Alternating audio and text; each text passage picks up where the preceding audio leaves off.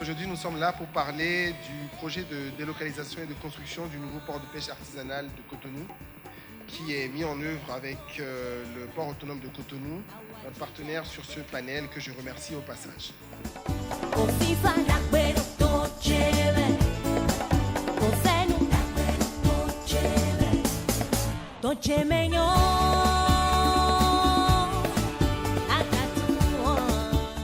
Ce que nous allons faire, c'est vraiment construire un port dédié avec leur propre protection d'accès, propre entrée vers le bassin portuaire et avec des propres places pour garer les pirogues et pour accoster les pirogues et construire une infrastructure dédiée pour les pêcheurs dans cette zone. Par rapport à cette nouvelle érection, nous aurons l'occasion d'aller en route, d'aller pêcher en route, mais avec des navires plus indiqués. Il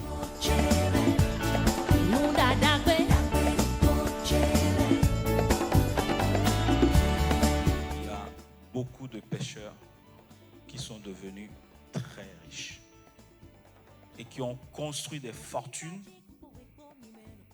par la pêche. Parce qu'ils ont quitté l'étape de la pêche de subsistance à la grande pêche.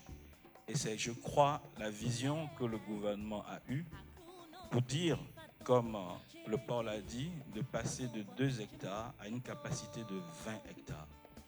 C'est énorme. Ça veut dire que c'est le moment de pouvoir attraper toutes les opportunités qui peuvent être sur ce plan. Nous allons donc disposer d'un nouveau port, on va dire conforme aux standards internationaux, avec beaucoup plus d'espace pour tous les différents acteurs. L'idée aussi, c'est de montrer aux gens que le sous-secteur de la pêche a autant de valeur que les autres et que finalement, être pêcheur est un noble métier. Ce n'est pas quelque chose où on atterrit parce qu'on a raté ses études. C'est quelque chose où on y va parce qu'on a identifié une opportunité d'affaires.